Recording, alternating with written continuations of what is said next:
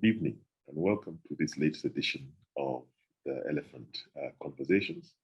And today it's really my singular honor and pleasure to be joined by a friend and real inspiration, Dr. Wandia Njoya, who's probably Kenya's most prominent public intellectual in the area of education, both inside and outside the academy, and also an award-winning blogger, so 21st century mentor and educationalist. Karibu Wandia. Asante sana, John. Thank you. Great. Wandia, you're known in the public space for having very clear and strong ideas about Kenya's education system. Can you just give us basically a 5 minutes breakdown of the development of Kenya's education system from, we had a pre-colonial system, or call it a colonial system, then the post-colonial system of education, followed by 844, and now we have the competency-based curriculum, CBC, which has been the subject of some controversy. Let's take us through that progression, please. So, we could, of course, start with the pre-colonial era, where Africans were carrying out their education differently. We didn't have, the school system for kids to start from 4 or 6 all the way. But there were different ways we were educating. There was culture. At initiation, a lot of societies put a lot of effort into educating the adults. People transitioning into adulthood. Then there was apprenticeship for skills, and usually apprenticeship was almost like a lifelong thing. So once you apprentice with a professional like a healer or a prophet, it would go on for most of your life, and then you just take over when your mentor joins the ancestors. Then, of course, there were rituals. There are many things, but also there was one misconception is that we didn't have libraries and writing. Those were there. Some of the earliest written texts in Kenya were at the East African coast as early as the 14th, 15th century. So there was interaction with the outside world beyond Kenya, people traveling either to Asia or across Africa and sharing knowledges. So that was the pre-colonial system. Then when Kenya became a business entity for the British East Africa Company, there was no interest in educating Africans because they were just here for business. So I'm not so sure, but there might have been some efforts to give some literacy to Africans, but there was no real intention to educate Africans because the point of the colony was to extract resources.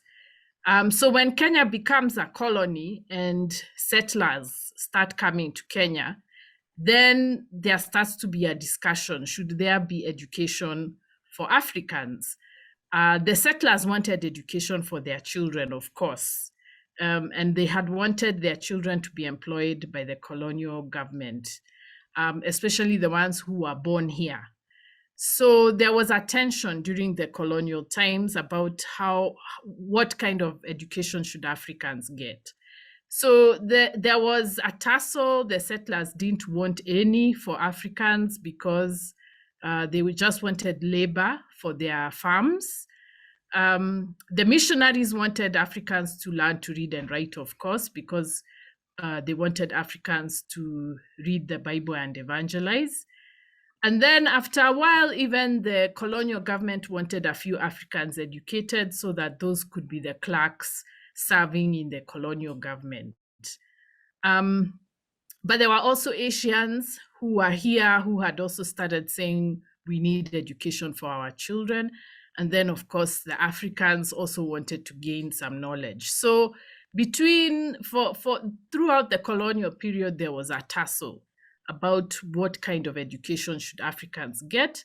And the settlers were of the view that education should only be for training laborers and should not have any literacy or humanities and should not go beyond what we know now as TVET. Then come independence. Of course, now Africans want education and they expect the government to provide education, but there were not enough resources for the schools. But the government came up with some ways of providing education to more people, but there was no parallel plan to expand the economy. So for the early years of independence, education was still about providing a number of civil servants to take over from the colonial government and also a few other Africans to start working for foreign companies who were here. And that system was now the 763 system, which was the A-level system. It was a highly unequal system. For example, there were a number of high schools, and that's the system I went through. There were a number of high schools that would reach Form 4 and had no A-level. So basically, when you reach Form 4, that's the end. You can't go further. Yeah. Yes. Yeah, and then you'd compete to join A-level in another school. And then if you don't pass that, again, that's 2 years wasted. You go back home. And then, of course, a few went to the university. I think the Kenyatta government was content with that kind of inequality, which basically favored the areas that had already gotten schools, which are the areas along the railway. So communities further from the railway did not have access to as many schools as the communities on the railway, especially in Central and Nyanza. So when Moi became president, of course, he sought to, that was one of his major commitments, to rectify that inequality.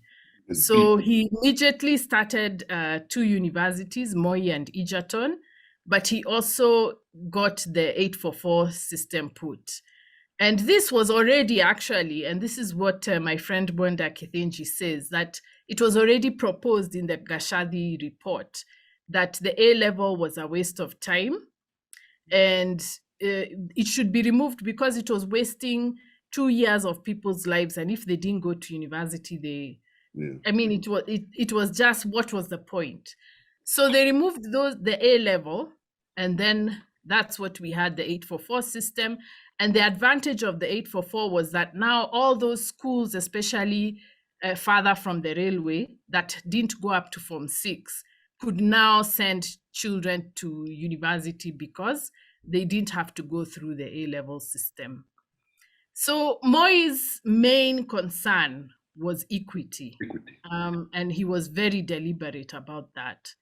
So now in the 2002 NAC government, of course, now we got free primary education. So that opened the doors for more children.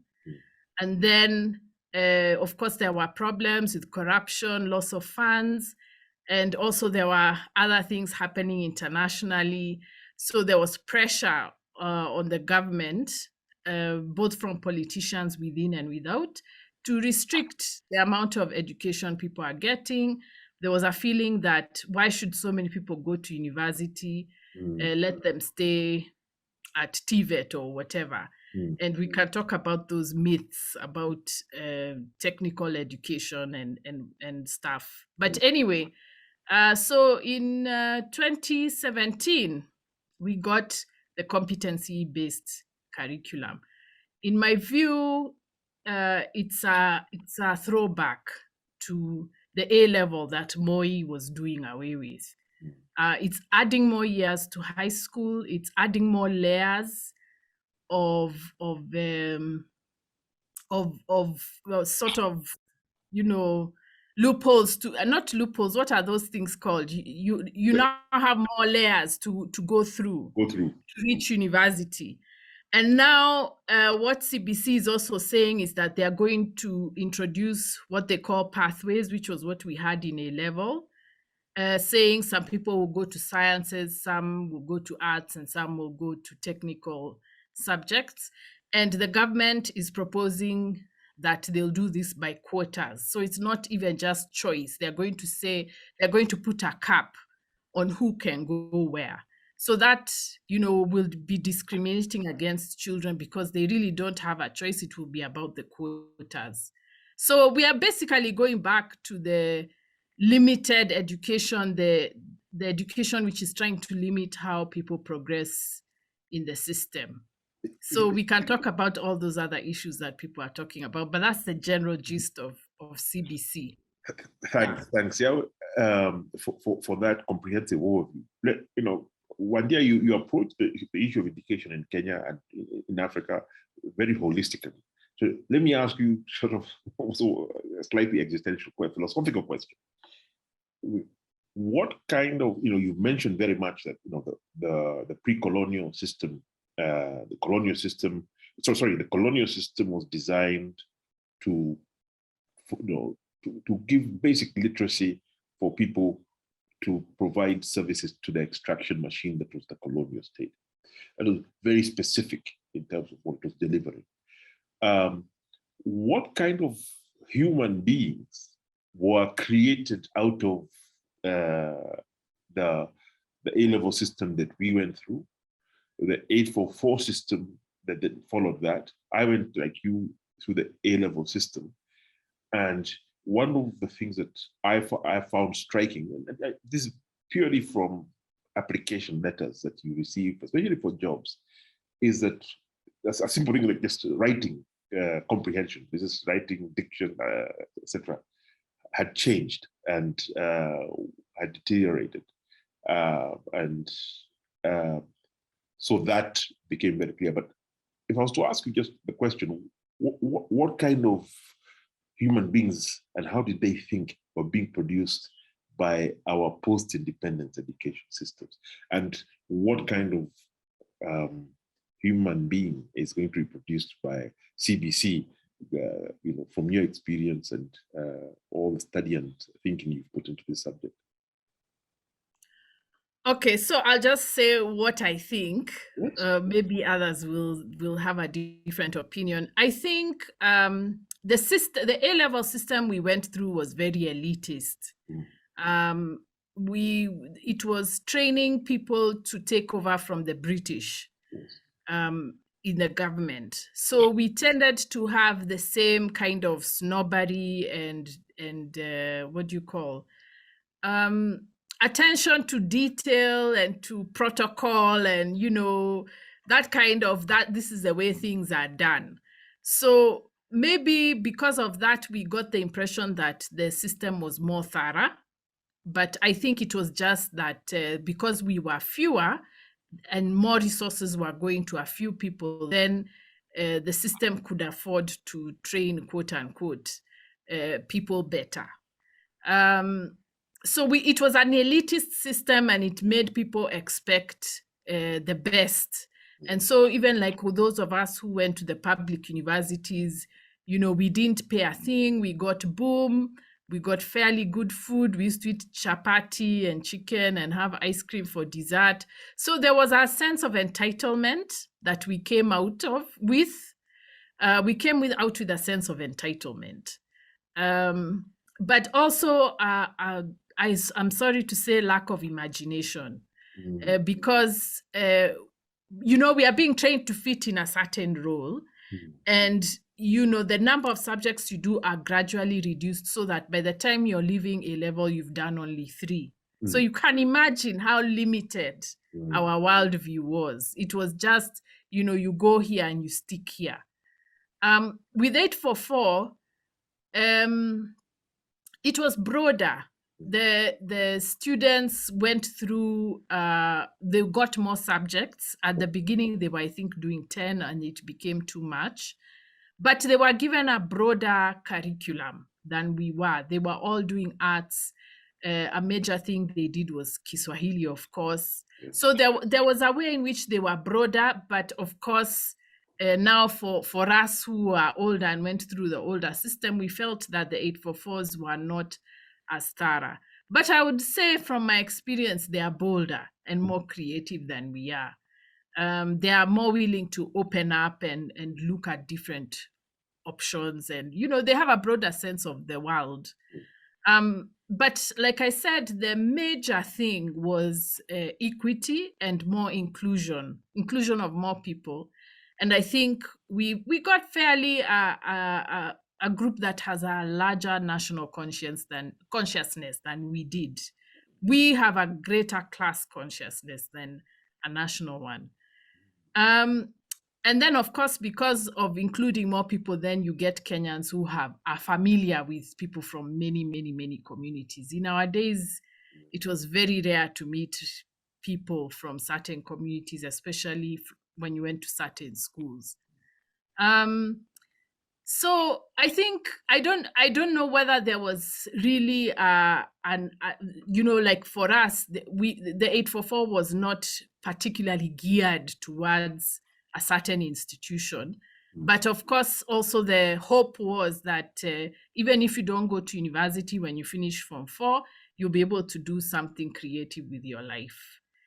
With CBC, it is different. Now CBC is the inverse of the 763. Instead of creating elites, you're creating workers. You want people who don't think, who are available to do kazi ya mkono. That's why they're insisting that that the government will limit the number of people who can go to university or who can do the arts or the sciences. They want 60 or so percent must do TVET. So maybe for those who don't know, you can just tell us what TVET is. Oh, TVET is the technical and vocational training. I don't know what all the letters stand for, but this idea is not different from the colonial idea, because even the colonialists, that's what they wanted. They wanted as few Africans to go beyond technical training and to just become the handymen or handywomen for the people who got the better education, who are the Europeans and the Asians.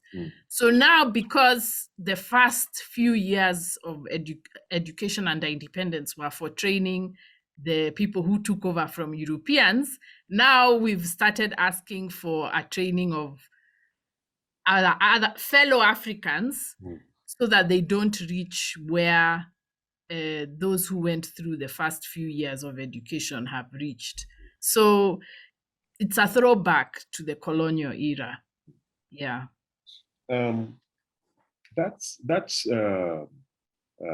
quite disturbing. And I wanted to ask a question. I mean, you are very prominent on social media. You use it very creatively to teach and to mentor youth. And I wanted to ask the question, given that the CBC, as you argue, is taking us back to the colonial system that was designed to create workers, how does this play out in this 21st century, where we have social media, where this generation that is being pushed through this competency-based curriculum also have their mobile phones and other gadgets and have access to information in ways that we could not imagine when we were in school. How does that work out? What kind of how does that play out? You're a lecturer as well, and you receive these students into your lecture rooms. What kind of Kenyans are these? I think there's a contradiction. Yes, especially the 844 generation is able to process the information that they are getting from the internet because they have been exposed to a wide range of subjects. So There are some who just passively sit on the internet, do the what do you call it, the Instagram and TikTok, and they don't really care beyond the immediate and the fun. But there's also another group that really cares and that is doing their research on history and coming up with really interesting ideas. They're also connecting to people around the world and starting to mobilize on different issues. So there's a mix of those. There are those who are using social media for solidarity and education, but there are also those who are just content to do with to have entertainment and self-promotion, as we know. But with CBC, I'm not sure how it is going to go, because CBC is going against the grain. Really, it's trying to swim upstream. The knowledge has been opened up. So I don't know why they are trying to restrict the amount of knowledge that people will get. It actually doesn't serve any purpose, because the more they remove from the education system, the more young people will go to social media to find out information. So I think it's futile to try and limit people's thinking skills. But on the other hand, it will prove a little bit violent, because what will happen is that when somebody comes off the education system that is so limited, and then they come and find this place of information, they will make a lot of mistakes. They will get into the wrong groups. You don't know what will happen before they realize, oh, I'm in the wrong group. And for some people, it might not happen again. So what we are preparing for is a very volatile generation if we don't reverse this idea of competency-based curriculum. We should be widening the curriculum, not narrowing it to jobs. We should be widening it and giving people the skills to deal with the amount of information that is going to be available to them on the internet. Because if we don't, we are making them vulnerable to being misused. Because if you have not given them the thinking skills within the school system, when they come out onto the internet, they will be vulnerable to being misused by people with dubious intentions. So social media could have been a blessing if we had managed the curriculum properly, if we had opened up other spaces for people to learn, like culture, the arts. But, when we are constricting the space within the education system, when we are banning the arts, when we are censoring the media, that is going to produce a very volatile public, because the public will not have access to the same knowledge. Everybody will be in silos, and you don't know who knows what. So it's very dangerous and very reckless. Thanks. It's, as I always say, time flies especially when we're discussing a subject as critical as this. There's one thing that Kenyans are known for, and I think Africans everywhere around the world. Parents invest in the education of their children, and they're willing to go to great lengths to do that. Given what you've said about the competency-based curriculum that is now, being implemented, what would you change right now if you are in a position of authority in terms of rolling out an education system that prepares young Kenyans to be able to be, good global citizens, good nationals, good Africans, etc. For them to be able to participate in economic, political, and social life to the fullness of their capacities. What would you change right now? Because we are at a tipping point where this new system is just starting. Yet you've pointed out very glaring risks that it presents. What should we do? I know time has flown, and I'm asking a big question at the end. I think we should remove the employment idea. I mean, kids are going to be finishing high school at 16. It's ridiculous to expect them to get employed at that time.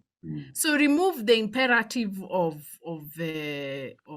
getting employment, then increase the amount of humanities. Of course, I'm biased. Increase the amount of humanities so that, especially history and language, so that you are exposing children to the ability to think, to communicate, and to create.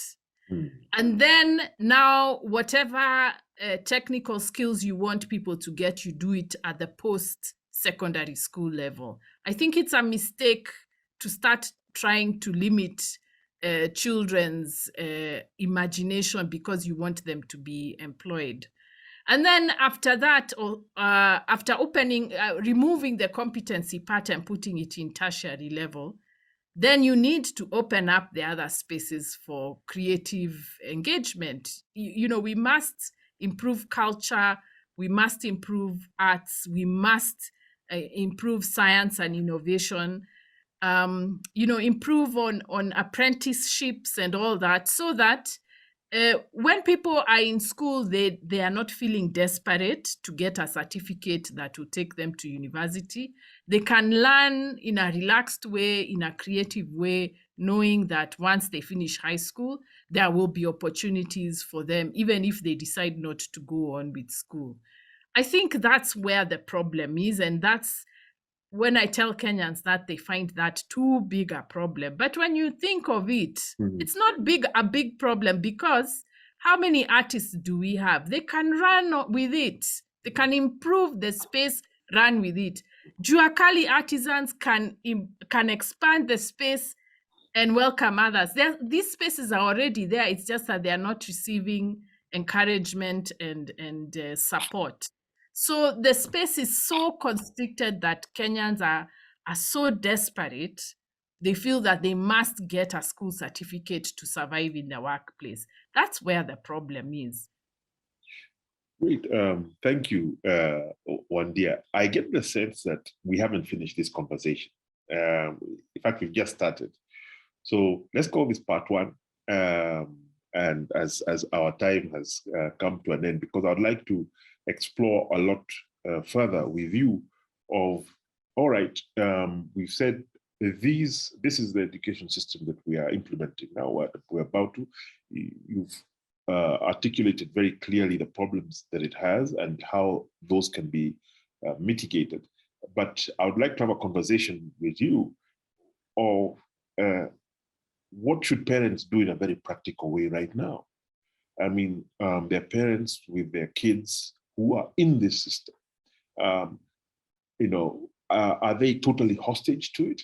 And, how can you, mitigate, especially for the poor? How can they really help build the capacities of their children to participate as national and global citizens much more effectively? So, but I think we save that for our next conversation. And I say asante sana for joining the Elephant this evening. All right. Thank you so much for the opportunity. Thanks, Wandia.